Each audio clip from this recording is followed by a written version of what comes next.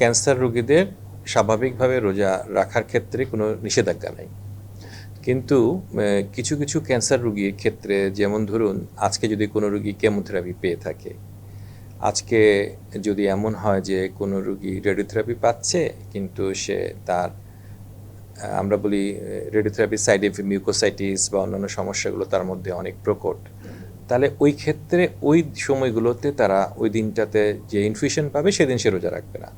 যদি তার নিউট্রিপেনিয়া থাকে, যেমন কেমোথেরাপি দেওয়ার পরে তার শরীরে জ্বর আসলো বা অন্যান্য সমস্যা দেখা দিল বা হঠাৎ করে রক্তচাপ কমে গেল, ওই সময় কিন্তু সে রোজা রাখবে না। যদি কারোর মধ্যে এরকম থাকে যে তার খুব বেশি সিভিয়ার ডায়াবেটিস, রেনাল ফেলিওর, অনেক সময় ক্যান্সার রোগীদের এগুলোও থাকে, সেক্ষেত্রে ওই রোগীগুলো কিন্তু রোজা রাখবে না।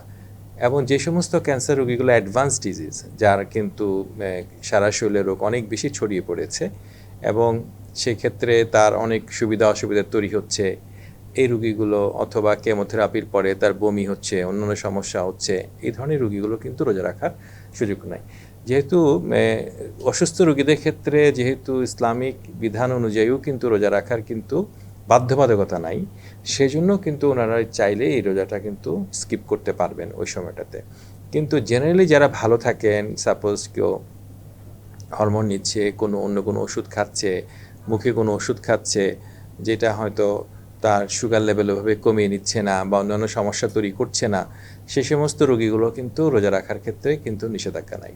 আর যদি খাবার দাবারের কথা বলেন, খাবার দাবার কিন্তু জেনারেলি রোগীরা কিন্তু সকল ধরনের খাবার দাবার খেতে পারবে।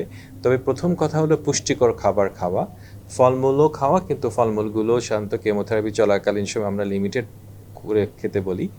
সবুজ শাকসবজিগুলোর ক্ষেত্রে আমরা বলি সিদ্ধ করে খেতে, সিদ্ধ না করে না খেতে, যে কোনো খাবারই খাক, কারণ যাতে করে কোনো ধরনের ইনফেকশান শরীরে ছড়িয়ে না যায় কেমোথেরাপি চলাকালীন সময়, সেটা আমরা সবসময় বলে থাকি। কিন্তু আদারওয়াইজ কিন্তু আপনার অন্যান্য ক্ষেত্রে কিন্তু রোগীরা যদি চান যে কোনো ধরনের ভালো খাবার ওরা খেতে পারবেন, এবং এই সমস্ত চিকিৎসা চলাকালীন সময়ে কিন্তু তাদেরকে কিন্তু ভালো খাবার খেতে হবে। ভালো খাবার, সুষম খাবার, ভালো খাবার, পুষ্টিকর খাবার যদি না খায় তাহলে কিন্তু তার শরীরে শক্তি কম থাকবে এবং ওষুধ, এই সমস্ত টক্সিক ও মেডিসিনগুলো নেওয়া বা চিকিৎসা নেওয়ার ক্ষেত্রে অসুবিধা হতে পারে। সেজন্য ভালো খাবার অবশ্যই, এবং রোজার দিনে বিশেষ করে আমরা সবাই জানি যে আসলে যাদের খুব বেশি সমস্যা নেই তাদের হাতে কিন্তু খেজুর খুব লম্বা সময় পর্যন্ত কিন্তু আমাদের শরীরে গ্লুকোজ সাস্টেইন করে।